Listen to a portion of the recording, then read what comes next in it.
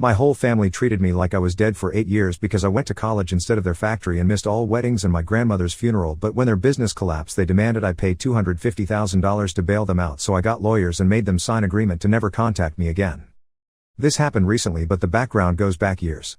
I, 32F, need to write this down because people keep telling me I should feel guilty and I want to know if I am wrong here.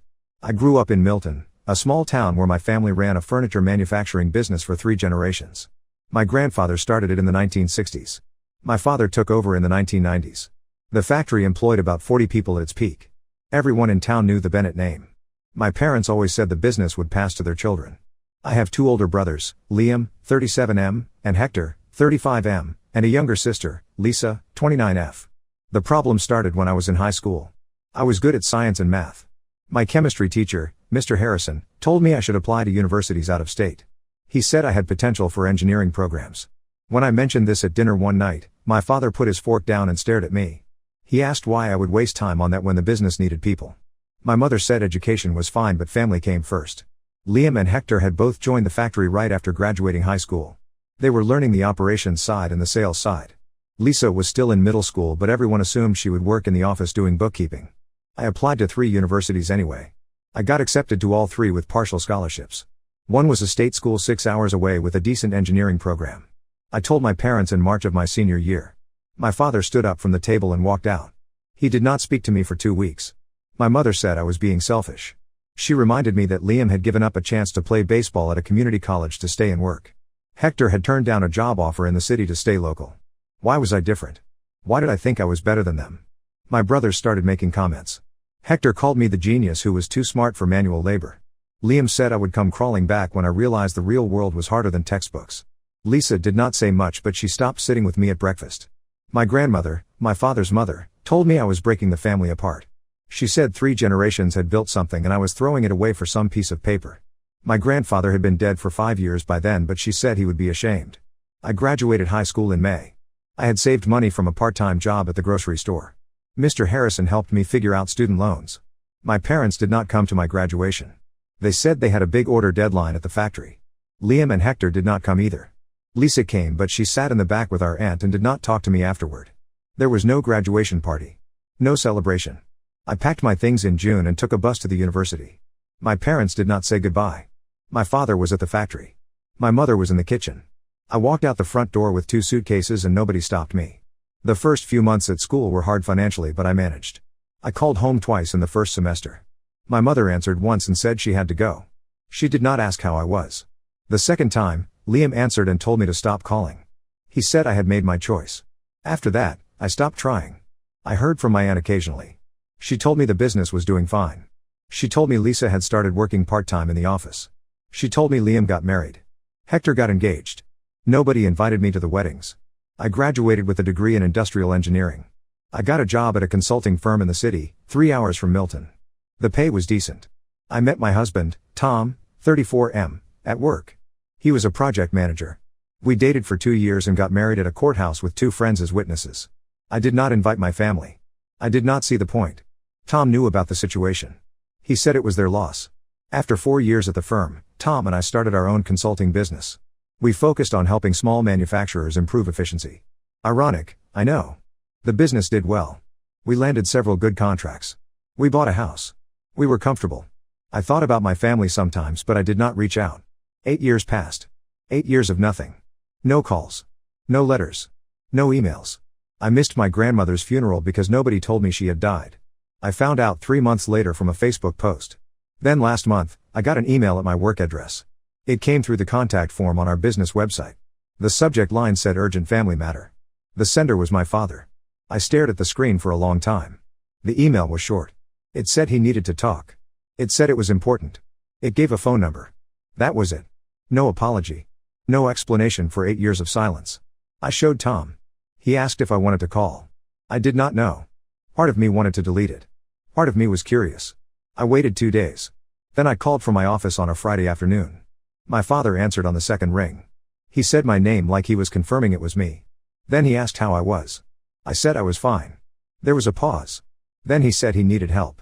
He said the business was in trouble. He said they had taken out loans to upgrade equipment 5 years ago. He said the market had changed. He said big retailers were importing cheaper furniture. He said they were losing clients. I asked why he was telling me this. He said they needed money. They were behind on loan payments. The bank was threatening foreclosure. They needed $250,000 to stay afloat. He said I was doing well. He said I had a business. He said family helps family. I did not say anything for a moment. Then I said no. I said I had not heard from him in 8 years. I said he did not come to my graduation. I said he did not acknowledge my wedding. I said he treated me like I was dead and now he wanted money. He got loud. He said I owed them. He said they raised me. They fed me. They put a roof over my head.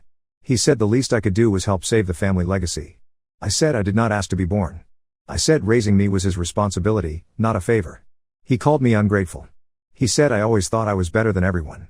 He said I abandoned the family for some fancy degree and now I was too good to help. I told him he abandoned me first. I hung up. My hands were shaking. Tom came into the office and asked what happened. I told him. He said I did the right thing. I tried to go back to work but I could not focus. That night, I blocked my father's number. I thought that would be the end of it. 3 days later, I got an email from my mother. It was longer. She said she was sorry things had been difficult. She said they were proud of me even if they did not show it. She said the business was everything to them. She said losing it would destroy them. She said Liam and Hector had families now. Liam had 2 kids. Hector had one with another on the way. She said if the business closed, they would lose their jobs. She said I was the only one who could help. She said I had done well for myself and they just needed a loan. She promised they would pay me back. I did not respond. 2 days after that, Tom and I arrived at our office in the morning. My parents were in the parking lot.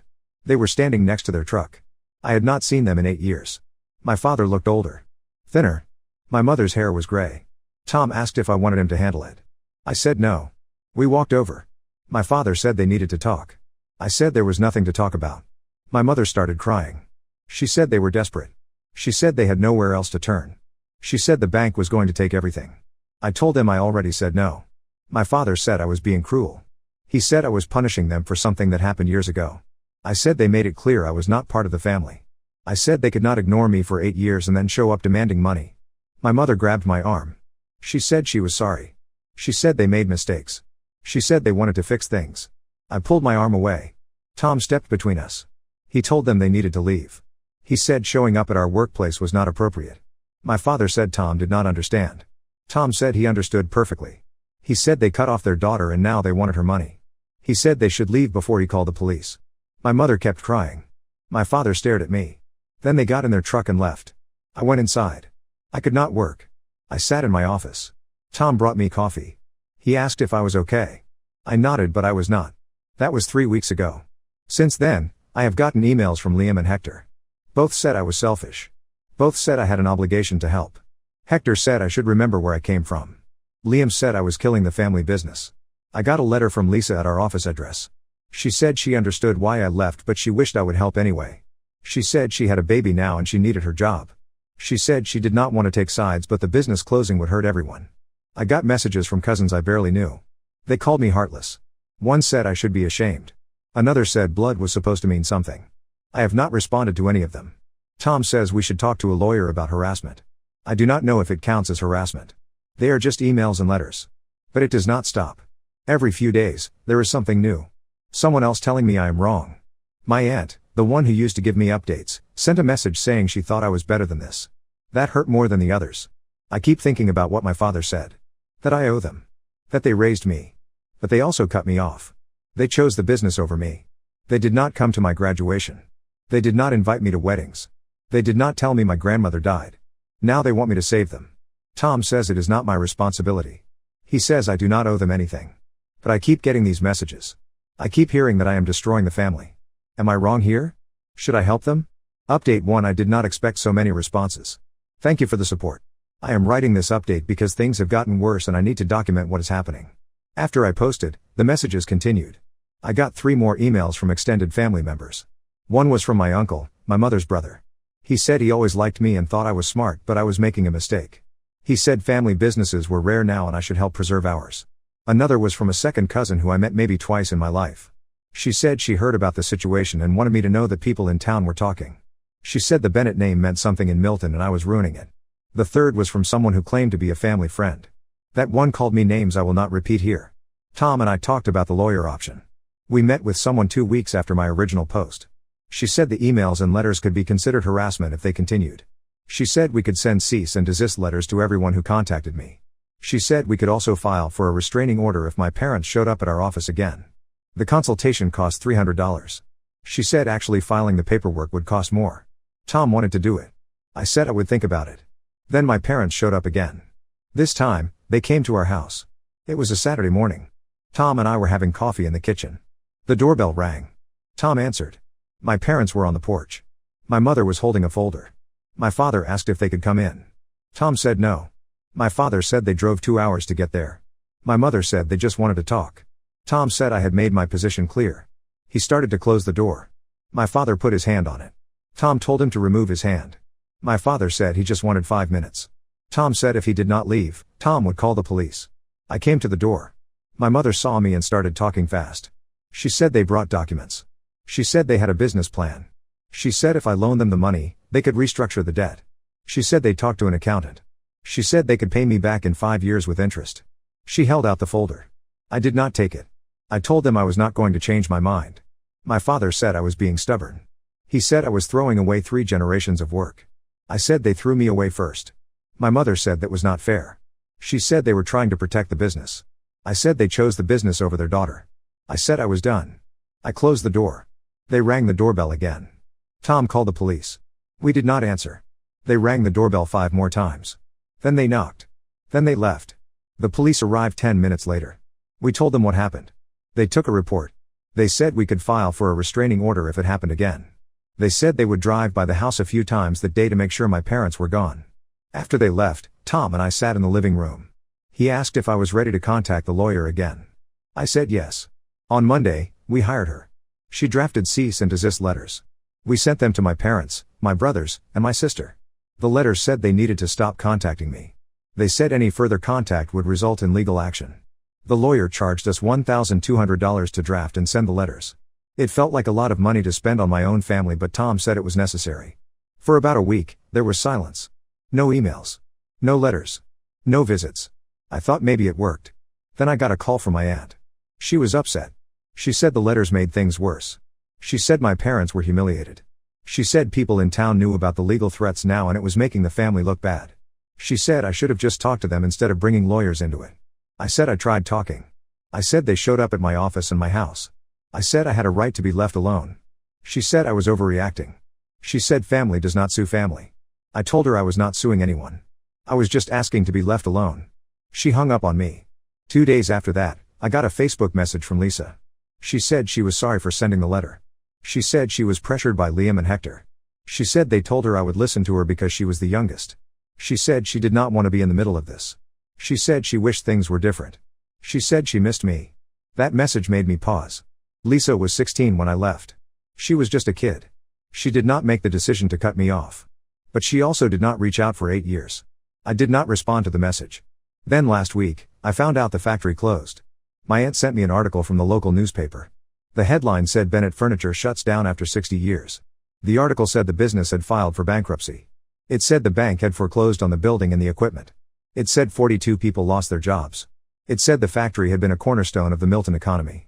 It said the closure was a blow to the town. The article quoted my father. He said they tried everything. He said the market changed and they could not keep up. He did not mention asking me for money, but I knew people would connect the dots. I read the article twice. I did not know what to think. Tom asked if I was okay. I said I did not know. He said it was not my fault. He said the business failed because of poor management, not because I refused to bail them out. Logically, I knew he was right. But I also knew my family would blame me. The article confirmed it. The comments section was full of people from Milton. Some said it was sad to see a local business close. Others said the family should have adapted sooner. One comment said the daughter who left town could have saved them, but she was too selfish. Someone replied to that comment saying I had no obligation to save a business that was failing anyway. The thread went back and forth. I stopped reading. I have not heard from my parents since the article came out. I have not heard from Liam or Hector either. I assume they are dealing with the aftermath. I assume they are looking for new jobs. Part of me wonders if they will reach out again. Part of me hopes they do not. Tom says we should keep the lawyer on retainer just in case. I agreed. I do not know what happens next. I do not know if this is really over. But at least the messages have stopped for now. Update 2: I am back with another update. Things did not stay quiet for long. About a month after the factory closed, I started getting emails again. This time, they were different. They were not asking for money. They were blaming me for everything that happened after the closure. The first email was from Hector. He said he and his wife had to sell their house. He said they could not afford the mortgage without his factory income. He said they were moving in with her parents. He said his kids had to change schools. He said it was my fault. He said if I had helped, none of this would have happened. He said I chose money over family and now his children were suffering. The email was long. It went into detail about how hard things were for him. How his wife was angry. How his in-laws made comments about him not being able to provide. How his son cried about leaving his friends. He said I should know what I did to them. I did not respond. A week later, I got an email from Liam. He said he had to take a job at a warehouse 2 towns over. He said the pay was half what he made at the factory. He said his wife had to go back to work even though their youngest was only 6 months old. He said they were struggling. He said daycare was expensive. He said they were barely making ends meet. He said I was living comfortably while they were falling apart. He said I could have prevented all of this. Then I got another email from my mother. This one was different from the first one she sent. There was no apology. There was no begging. She said the family name was ruined in Milton. She said people were talking. She said some people blamed my father for bad business decisions. But she said others blamed me for refusing to help. She said I was known around town as the daughter who abandoned her family. She said my grandmother would be ashamed. She said I broke my father. She said he barely left the house anymore. She said he sold their truck to pay bills. She said they were going to lose the house too if they could not catch up on payments. I showed the emails to Tom. He said we needed to go back to the lawyer. We met with her again. She said the emails were still harassment. She said the cease and desist letters clearly stated no contact. She said we could file a formal complaint. She said we could also pursue a restraining order now that they had violated the cease and desist. She said it would cost around $2,000 to file everything. Tom said we should do it. I hesitated. The lawyer said I did not have to decide right away. She said I should think about it and let her know. I went home and I read the emails again. I read the one from Hector about his kids. I read the one from Liam about his wife having to work. I read the one from my mother about my father barely leaving the house. I tried to imagine what their lives were like now. Then I thought about my own life 8 years ago. I thought about calling home and being told to stop. I thought about not being invited to weddings. I thought about finding out my grandmother died 3 months after the funeral. I thought about them showing up at my office and my house demanding money. I thought about the emails from strangers calling me heartless. Tom asked what I was thinking. I said I was thinking about filing the complaint. He said good. I called the lawyer the next day. She started the paperwork. It took 2 weeks to file. We got a court date for a hearing about the restraining order. It was set for 5 weeks out. The lawyer said my parents, my brothers, and my sister would all be notified. She said they would have a chance to respond. She said if the judge agreed, they would be legally barred from contacting me for a year. After that, we could extend it if needed. 3 days after they were notified, I got an email from my father. The subject line said we need to make a deal. The email said they would stop contacting me if I dropped the legal case. He said taking this to court would cost them money they did not have. He said it would make things worse for everyone. He said they would sign an agreement to leave me alone if I let this go. He said they just wanted to move on. I read the email to Tom. He said it sounded like they were scared. He said they probably could not afford a lawyer. He said going to court would make the situation public. He said people in Milton would find out. I thought about it. The lawyer called later that day for an update. I told her about the email.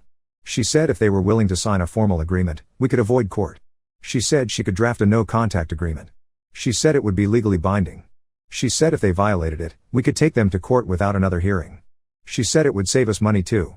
I asked what she thought I should do. She said it was my decision. She said court would be more definitive but also more expensive in public. She said the agreement would accomplish the same thing if they actually honored it. I talked to Tom. He said he would support whatever I decided. I decided to go with the agreement. The lawyer drafted it. It said my parents, my brothers, and my sister could not contact me in any way. No emails. No calls. No letters. No showing up at my office or my house. No third-party messages. If they violated it, I could take them to court and they would automatically lose. They had to pay for their own lawyer to review it. I did not have to pay them anything. I did not have to drop the complaint unless they signed. It took 2 weeks for them to respond. My father signed. My mother signed. Liam signed. Hector signed. Lisa signed. The lawyer sent me the executed agreement. She said it was done. She said I was protected now. She said I should keep copies of any future contact as evidence in case they violated it. Her final bill was $3,500 for everything. Tom paid it without hesitation. That was 6 weeks ago. I have not heard from any of them since. No emails. No letters. No visits. I check my spam folder sometimes just to make sure. Nothing. I looked up my parents' house on the county property website. It is still listed under their names. They have not lost it yet. I do not know if they will. I do not know what happened to Liam and Hector. I do not know if Lisa is okay. I do not search for updates.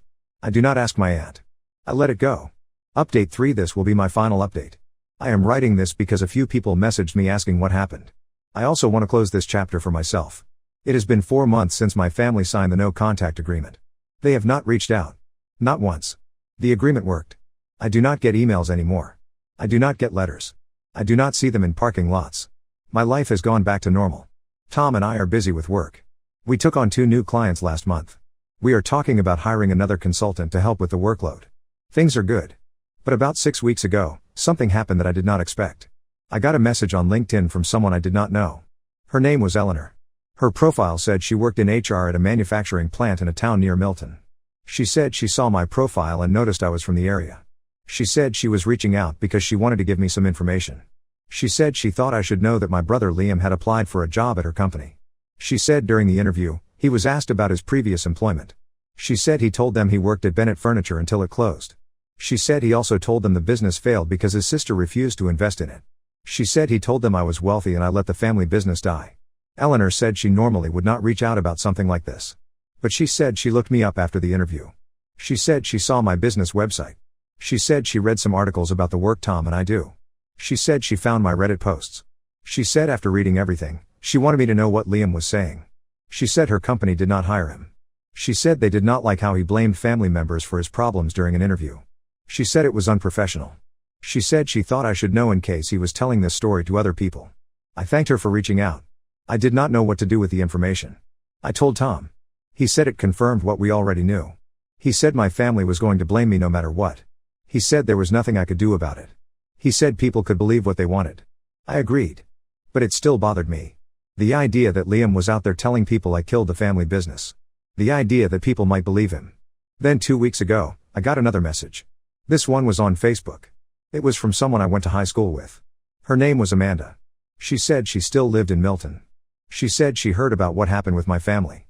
She said she wanted me to know that not everyone in town blamed me. She said there were people who remembered how my family treated me. She said Mr. Harrison, my old chemistry teacher, had spoken up at a town meeting. She said the meeting was about the economic impact of the factory closing. She said some people at the meeting were saying it was my fault. She said Mr. Harrison stood up and told everyone that I had been excluded from the family for going to college. He said I had been ignored for 8 years. He said it was not my responsibility to save a business that my family ran into the ground. Amanda said some people argued with him. But she said others agreed. She said the conversation shifted after that. She said it was not unanimous but some people understood my side. I did not know Mr. Harrison had done that. I have not spoken to him since I graduated high school. I thought about reaching out to thank him. But I decided not to. I did not want to drag him further into this. Amanda also said Lisa had left Milton. She said Lisa got a job in a city 2 hours away. She said Lisa moved there with her husband and baby. Amanda did not know if Lisa was doing okay but she said at least Lisa got out. I have thought a lot about Lisa over the past few months.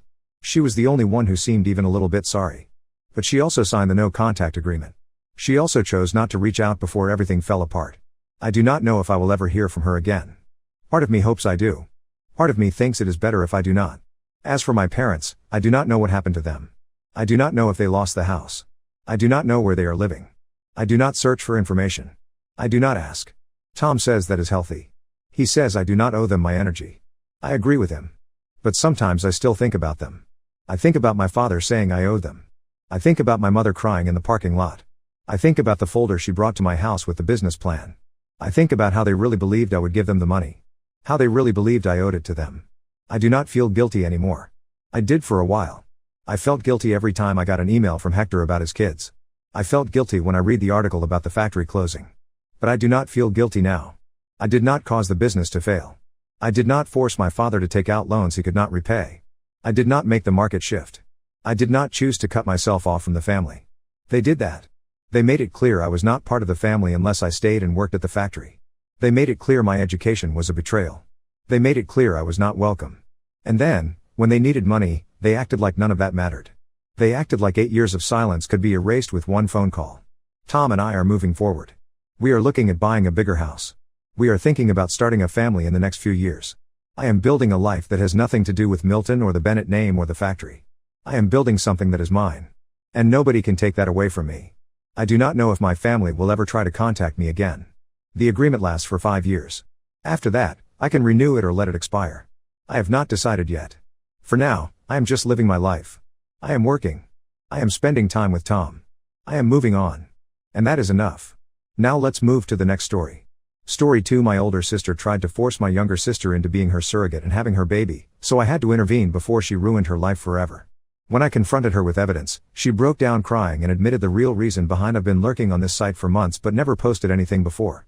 I'm not sure if this is the right place, but I need advice because I'm watching something happen that makes my stomach turn and I don't know what to do about it. I'm Rachel, 26F, and I have 2 sisters. There's Diana, 32F, who's the oldest, and Emma, 20F, who's the youngest. Diana has always been the type who expects everyone to fall in line with whatever she wants. When we were kids, she would decide what games we played, what TV shows we watched, even what we ate for dinner if our parents let her.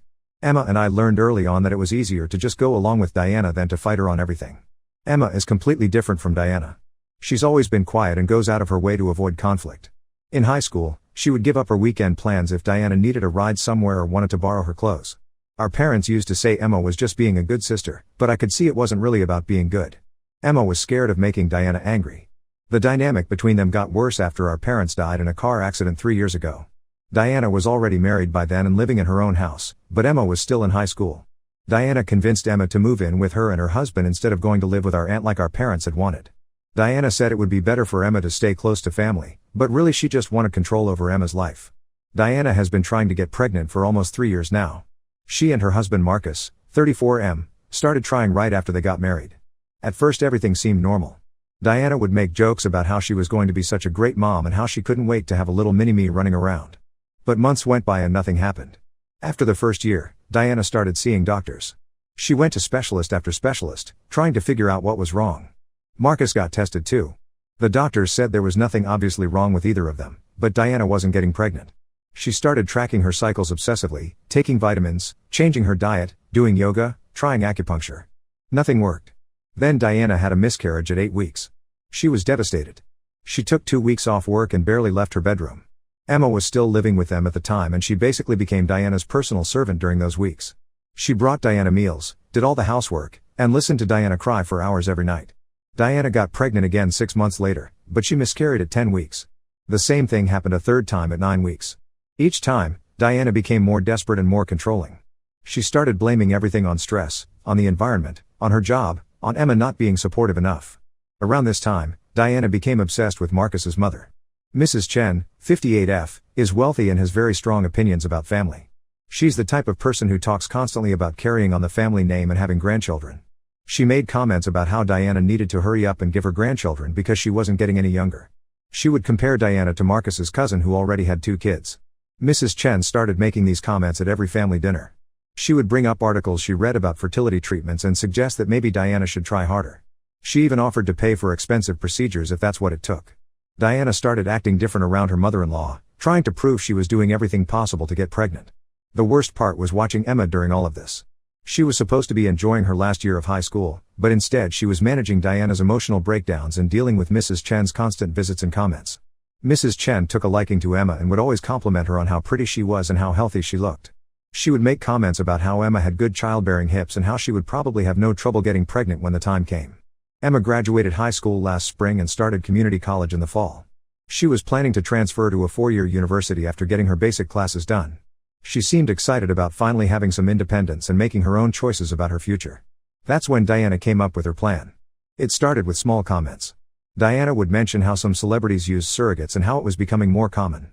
She would bring up news stories about sisters helping each other have babies. She started talking about how amazing it would be if someone in the family could help her and Marcus have a child. Then the comments became more direct. Diana started telling Emma how lucky she was to be young and healthy. She would say things about how Emma's body was perfect for carrying a baby and how she wished she could be young again. She started asking Emma questions about whether she ever thought about pregnancy and what she thought it would be like. Emma would get this look on her face during these conversations. She would nod and smile, but her shoulders would get tense and she would start playing with her hair, which is something she does when she's nervous. She would try to change the subject, but Diana always brought it back to pregnancy and babies. The direct ask came 2 months ago. Diana sat Emma down and explained that she and Marcus had been thinking about surrogacy. She said they had looked into agencies, but the process was expensive and complicated. She said it would mean so much more if someone in the family could help them. She asked Emma to consider being their surrogate. Emma didn't say no immediately, which I think surprised Diana. Instead, she asked for time to think about it. Diana said of course, but then she started bringing it up every few days. She would mention how much it would mean to her and Marcus. She would talk about how Mrs. Chen was getting impatient and how much pressure she was under to have a baby soon. Emma started looking different after these conversations. She would stare at herself in the mirror for long periods. She started researching pregnancy online, but not the happy stuff.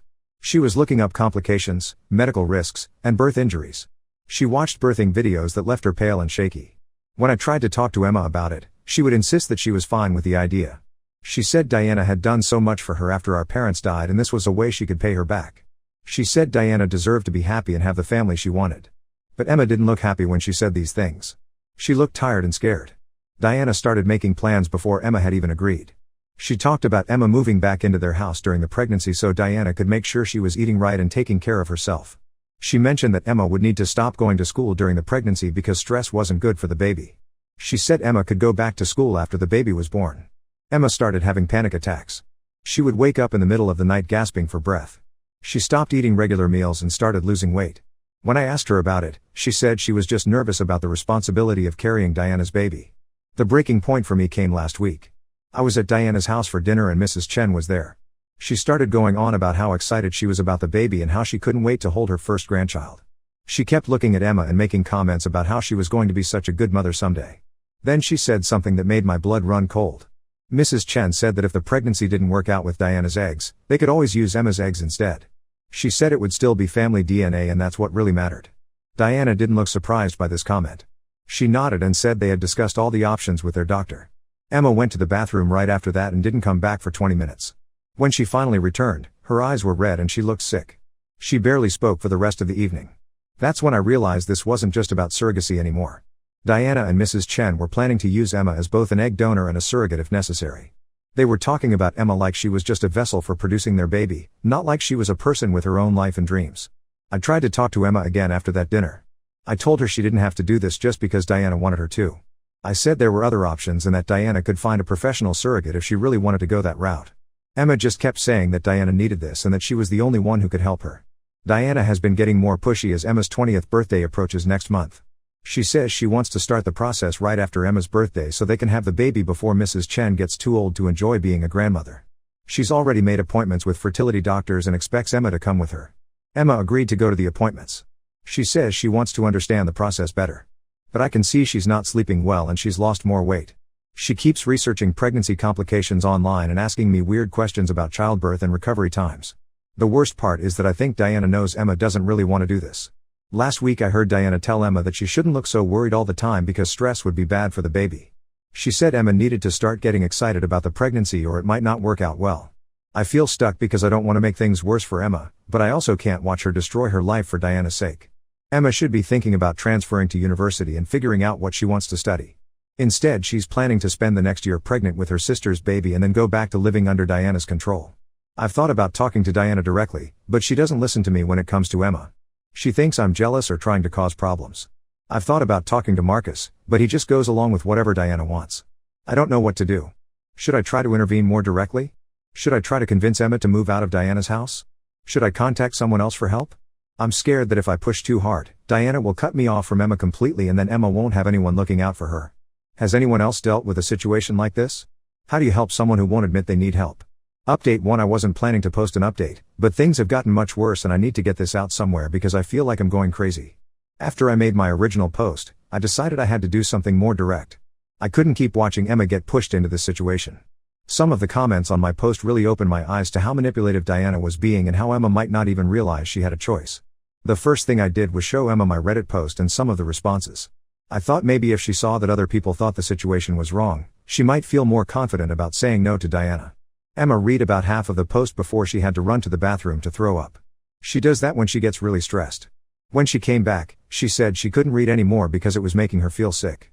She said she knew people would think she was stupid for agreeing to be Diana's surrogate. I told her that wasn't what people were saying at all.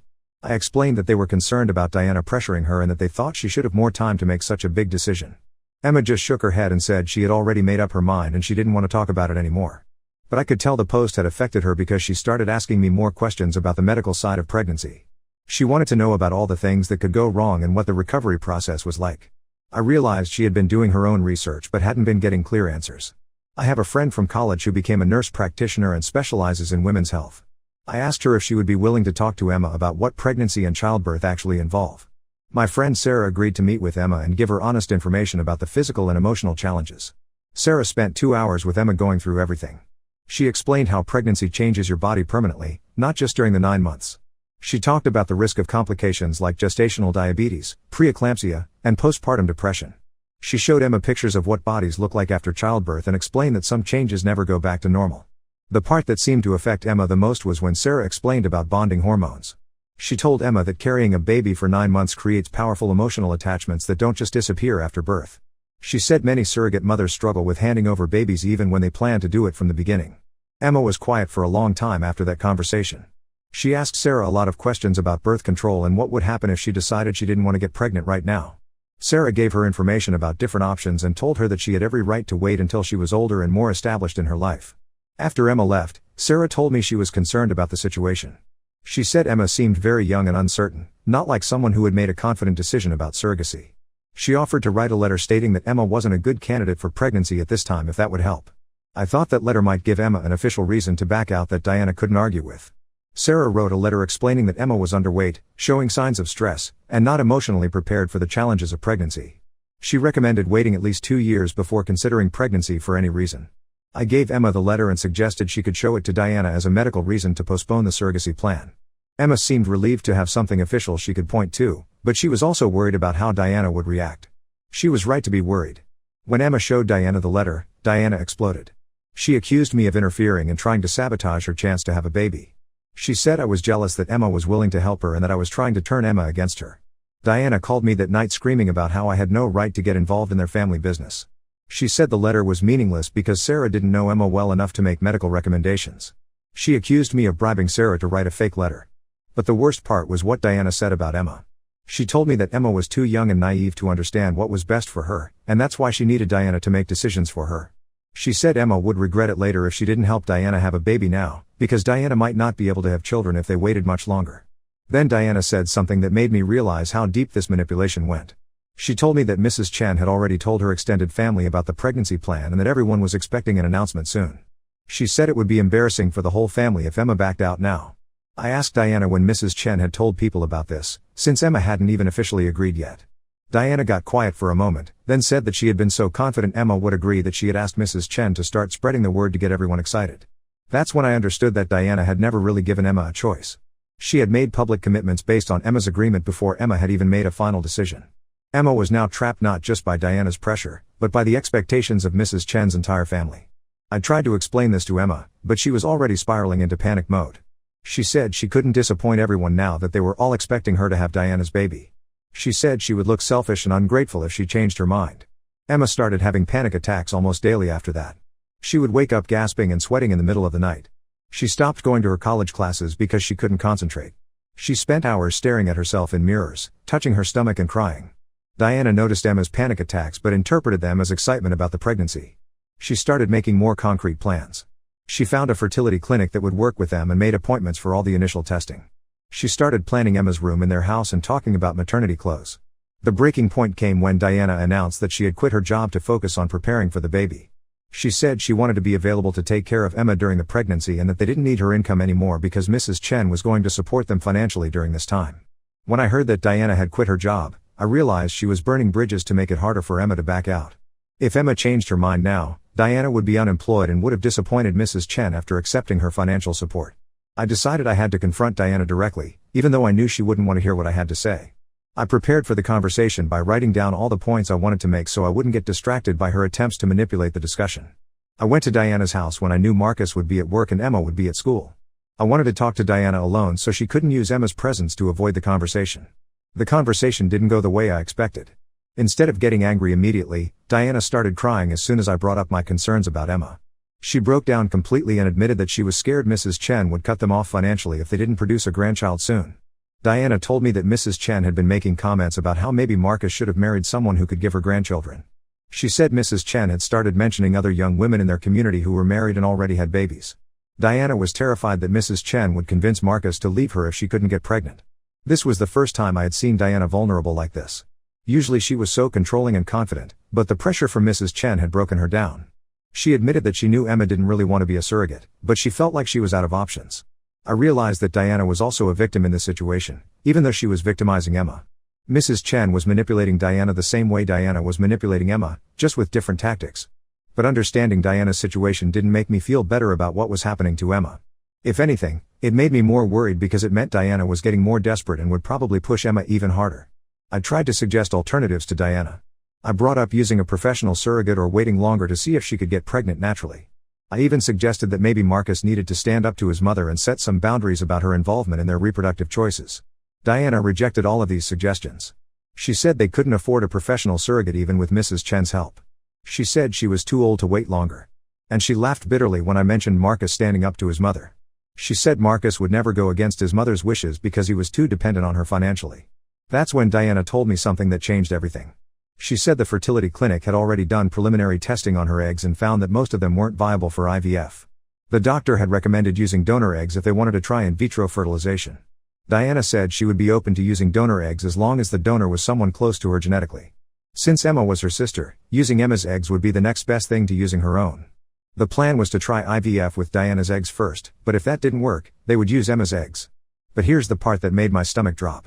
Diana said that if they used Emma's eggs, they would probably have Emma carry the baby too, because it would be easier legally and emotionally if the biological mother was also the gestational mother. I realized that Diana had been planning all along to use both Emma's eggs and her body. The whole surrogacy story was just the first step in getting Emma to agree to essentially give Diana and Marcus a baby that would be biologically Emma's child. When I pointed out that this would make Emma the biological mother of the baby, Diana got defensive. She said genetics didn't matter as much as who raised the child. She said since she and Marcus would be the ones taking care of the baby, they would be the real parents regardless of whose egg was used. I left Diana's house feeling sick. The situation was so much worse than I had originally thought. Diana wasn't just asking Emma to be a surrogate. She was planning to take Emma's biological child and raise it as her own. I knew I had to tell Emma about this conversation, but I was scared it would push her over the edge. She was already having panic attacks and barely sleeping. Learning that Diana was planning to use her eggs might completely break her. But Emma had a right to know what she was really agreeing to. When I told her about my conversation with Diana, Emma went completely silent. She didn't cry or get upset. She just stared at the wall for about 10 minutes without saying anything. Finally, Emma asked me if I thought Diana had been planning this from the beginning. I told her I thought Diana had probably started with the surrogacy idea and then added the egg donation when she found out her own eggs weren't viable. Emma nodded slowly and said she needed some time to think. She asked me not to say anything to Diana about our conversation because she wanted to figure out what to do first. That was a week ago and Emma hasn't made any decisions yet. She's still going to her appointments with Diana and hasn't told her she knows about the egg donation plan. But she's gotten even quieter and more withdrawn. She's barely eating and I'm worried she's going to make herself seriously sick. I don't know what to do next. I feel like I've made things worse by getting involved, but I couldn't just watch this happen without trying to help. Emma is still planning to go through with some version of Diana's plan, but now she knows it might involve giving up her biological child instead of just carrying Diana's baby. I'm scared that Emma is going to agree to this because she feels like she's already committed and can't back out. I'm also scared that if she does back out, Diana will blame me and cut me off from both of them. Has anyone else dealt with family members who manipulate each other like this? How do you help someone when the person hurting them is also someone they love? Update 2: I need to update this situation because everything has changed and not in the way I expected. I'm still processing what happened and I'm not sure how I feel about the outcome. After my last update, Emma went quiet for about 2 weeks. She stopped answering my calls and texts. When I went to Diana's house to check on her, Diana said Emma was fine but needed space to prepare for the fertility treatments. Diana seemed different too, more anxious and snappy than usual. I found out later that Emma had been doing her own research during those 2 weeks. She wasn't just looking up pregnancy complications anymore. She was researching egg donation, parental rights, and surrogacy laws. She was also looking into college transfer options and apartment rentals, which gave me hope that she was thinking about getting out of the situation. But Emma surprised me by calling Diana and asking to move up the timeline for starting the fertility process. She said she wanted to get the preliminary testing done right away, even before her planned spring break trip. Diana was thrilled and immediately started making appointments. I was confused by Emma's sudden eagerness until she explained her reasoning to me. She said she was scared that if they waited longer, Diana might change her mind about the whole thing or find someone else to help her. Emma wanted to lock in the arrangements while Diana was still focused on her as the solution. This didn't make sense to me at first. Why would Emma be worried about Diana finding someone else when she had been trying to get out of the situation? But Emma explained that she had realized something during her research period. Emma had figured out that no reputable fertility clinic would allow her to be Diana's surrogate under the current circumstances. She was too young, had no children of her own, was clearly being pressured by family, and had obvious signs of stress and anxiety about the process. Any clinic doing proper screening would reject her as a surrogate candidate. Emma had also learned that if Diana and Marcus tried to do artificial insemination at home without medical supervision, it would be dangerous and probably illegal depending on how they obtained the sperm. Emma realized that Diana's backup plan might involve putting her in an unsafe situation. But here's where Emma got clever in a way that surprised everyone. When they went for their first consultation at the fertility clinic, Emma made sure to be completely honest about her concerns and reservations. She told the doctor that she felt pressured by family expectations and wasn't sure she was emotionally ready for the process. She mentioned her panic attacks and weight loss. Just as Emma had predicted, the doctor recommended against using her as a surrogate. But then Emma suggested an alternative that caught Diana off guard. Emma told the doctor that she would be willing to donate eggs to Diana if Diana wanted to carry the baby herself. She said this would solve the genetic concern while allowing Diana to experience pregnancy and bonding with the baby during gestation. Diana's immediate reaction was to say that her own uterus might not be able to carry a pregnancy successfully since she had already had 3 miscarriages. But the doctor explained that egg quality was often the issue in early miscarriages, not uterine problems. Using younger, healthier eggs might actually give Diana a better chance of carrying a pregnancy to term. Emma kept pushing this alternative. She pointed out that if Diana carried the baby, no one would question whether Diana was the real mother. She mentioned that Mrs. Chen and the extended family would see Diana as the mother if she was the one who was pregnant and gave birth. Then Emma said something that clearly hit Diana where it hurt.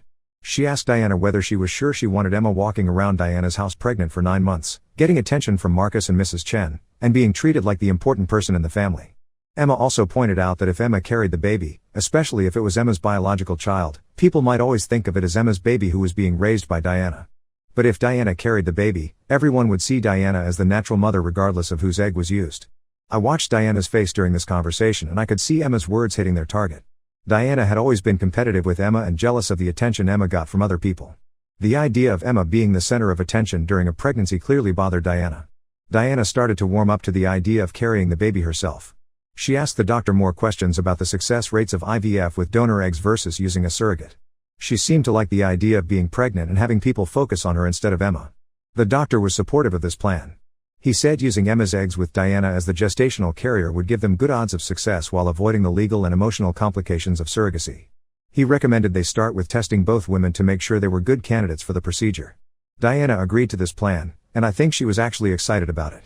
She started talking about how she would finally get to experience pregnancy and how Mrs. Chen would be so proud of her for carrying her own baby. Emma seemed relieved when they left the clinic. For the first time in months, she looked relaxed and was making jokes about things. She even ate a full meal that night, which I hadn't seen her do in weeks. But I was worried about the long-term implications of this plan. I tried to talk to Emma about what it would be like to have her biological child raised by Diana. I asked her if she had thought about how she would feel watching Diana raise her genetic child and whether she might regret this decision later. Emma's response surprised me. She said she had thought about it a lot and decided that giving Diana her genetic child was better than giving Diana her body for 9 months. She said she could live with Diana raising her biological child, but she didn't think she could survive being pregnant under Diana's control. Emma also pointed out that this arrangement would free her to transfer to a 4-year university and get on with her life. She said she had already started the application process for fall admission and was planning to move out of Diana's house over the summer. The process moved quickly after that. Within 3 weeks, both Emma and Diana had completed their medical and psychological evaluations. Emma's tests showed she was an excellent candidate for egg donation.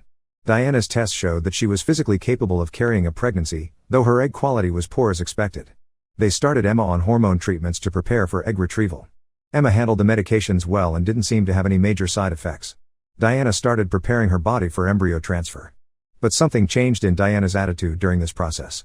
She became obsessed with controlling every aspect of Emma's preparation. She started monitoring Emma's diet and exercise routine. She made rules about what Emma could and couldn't do while she was on the fertility medications. Diana also started making comments about how the baby would still be partially Emma's and how that made Emma special in the family. She would say things about how the baby would probably look like Emma and how wonderful it was that they were doing this together. These comments made Emma uncomfortable. She had been thinking of the egg donation as a medical procedure that would help Diana, but Diana was making it sound like they would be co-parenting the child. Emma started to worry that Diana expected her to be involved in raising the baby even after it was born. The situation came to a head when Diana suggested that Emma should move back into their house after the baby was born to help take care of her genetic child. Diana said it would be natural for Emma to want to be involved in the baby's life and that it would be good for the child to have both mothers around. Emma realized that Diana still saw this as a way to control her life long term. Diana wasn't just planning to use Emma's eggs, she was planning to use the baby as a way to keep Emma tied to the family permanently. When Emma tried to set boundaries about her involvement after the baby was born, Diana got upset. She accused Emma of being selfish and not caring about the child's best interests.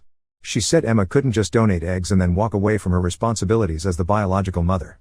This conflict escalated quickly. Emma told Diana that she was planning to transfer to a university in another state and wouldn't be available to help raise the baby. Diana said Emma couldn't make that decision without considering how it would affect the child and the family. I got pulled into this argument when Diana called me demanding that I talk sense into Emma. Diana said Emma was being immature and didn't understand the commitment she was making. She wanted me to convince Emma to stay local and remain involved in the baby's life. But I supported Emma's decision to transfer schools and build her own life. I told Diana that Emma had the right to make her own choices about her future and that she shouldn't be expected to structure her entire life around Diana's family planning. Diana accused me of turning Emma against her and undermining their family relationship. She said I was jealous that she and Emma were doing something important together and that I was trying to sabotage their bond. The final confrontation happened when Emma told Diana she wanted to postpone the egg retrieval procedure until after she had transferred to university and gotten settled in her new life. Emma said she needed time to think about whether she was making the right decision. Diana panicked. She had already told Mrs. Chen and the extended family that they were starting the fertility process. She had quit her job and restructured her life around getting pregnant. She couldn't handle the idea of Emma changing her mind at this point. Diana tried everything to pressure Emma into going through with the procedure immediately. She brought up their dead parents and how disappointed they would be if Emma didn't help her sister. She talked about how much money they had already spent on the process. She even had Mrs. Chen call Emma to guilt her about letting the family down. But Emma had changed during these months of pressure and manipulation. She wasn't the same scared, passive person who had agreed to be Diana's surrogate. She had learned to research her options, set boundaries, and stick to her decisions even when people were angry with her. Emma told Diana that she needed to take a break from the fertility process and from living in Diana's house. She said she loved Diana but couldn't make major life decisions while she was under so much family pressure. Diana's response was to cut Emma off completely. She told Emma that if she wasn't willing to help family when it mattered, then she wasn't really part of the family anymore. She said Emma was selfish and ungrateful and that she didn't want to see her until she came to her senses. Emma moved out of Diana's house last week. She's staying with me temporarily while she finalizes her university transfer and finds housing near her new school.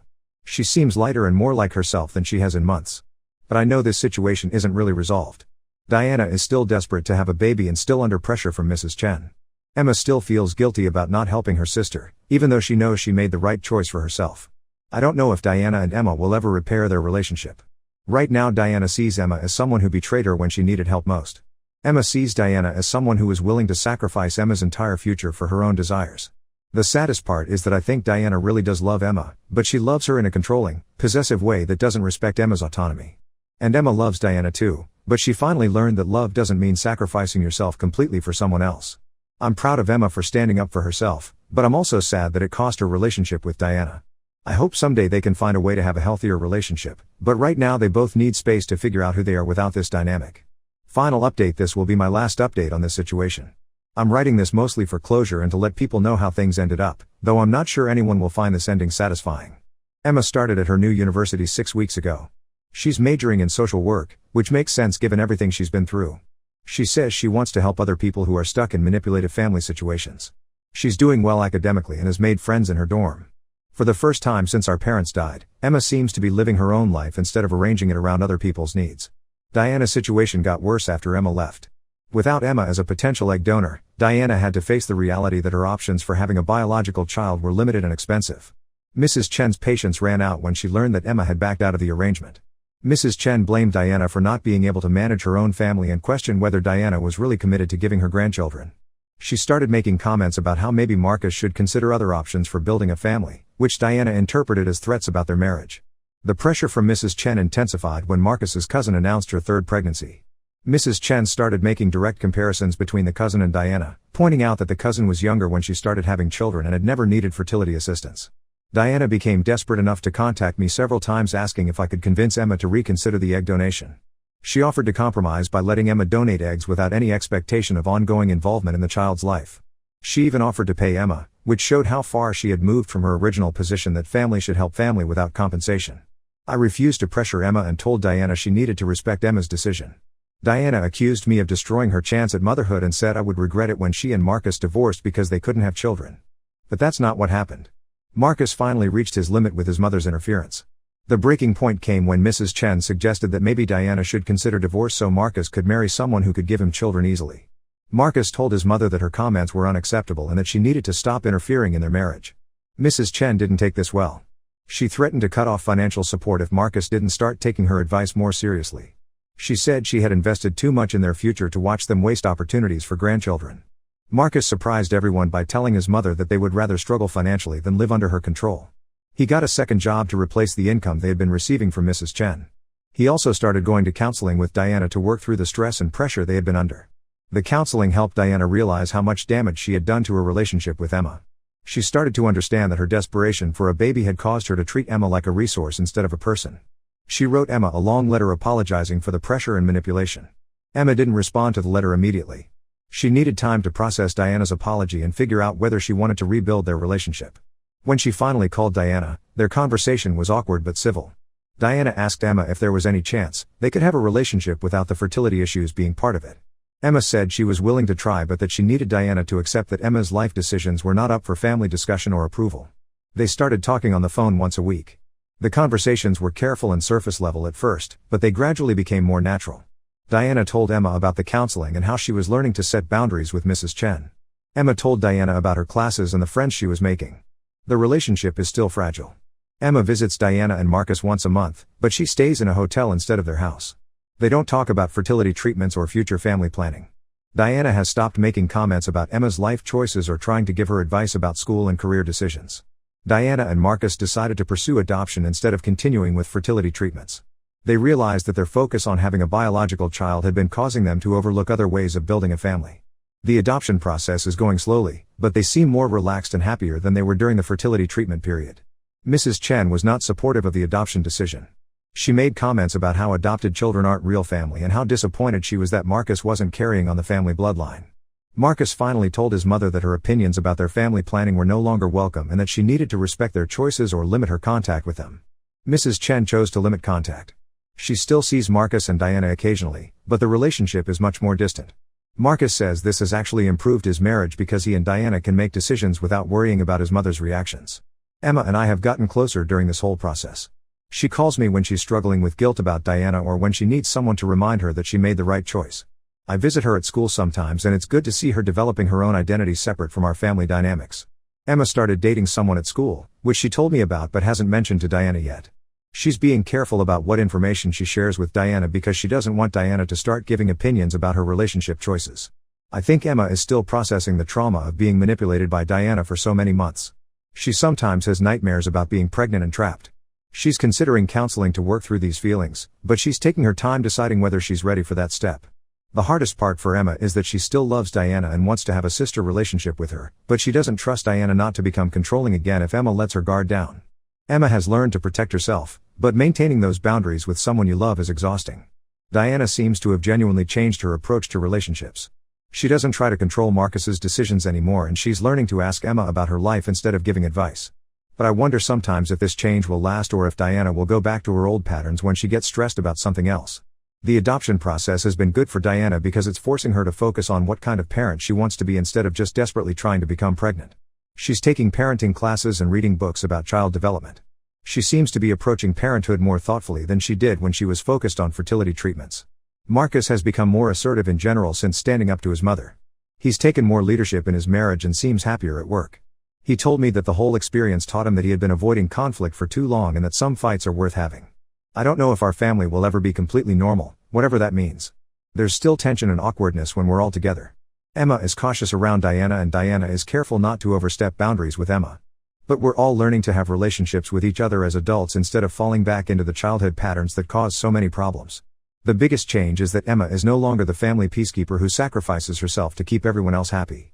She's learned to say no and stick to her decisions even when people are disappointed in her. That's been hard for all of us to adjust to, but it's healthier for Emma in the long run. I'm proud of how Emma handled this situation once she figured out what was happening. She went from being a scared, passive person who felt obligated to make everyone else happy to someone who could research her options, set boundaries, and make difficult decisions about her own life. I'm also glad that Diana got help and started changing her behavior instead of just doubling down on the manipulation. It would have been easy for her to blame everyone else for her problems, but she took responsibility for the damage she caused and started working to fix it. This whole experience taught me that sometimes helping someone means refusing to enable their bad choices, even when they're family. I had to choose between keeping peace with Diana and protecting Emma, and I'm glad I chose to protect Emma even though it made things harder for everyone in the short term. I don't think I'll need to post here again about this situation. Emma is building her own life and Diana is learning to respect her boundaries. Marcus is standing up for his marriage and they're pursuing parenthood in a healthier way. Things aren't perfect, but they're moving in the right direction. For anyone dealing with similar family manipulation, the most important thing I learned is that you can't save someone who doesn't want to be saved, but you can refuse to participate in enabling harmful behavior. Sometimes the most loving thing you can do is let people face the consequences of their choices instead of protecting them from reality.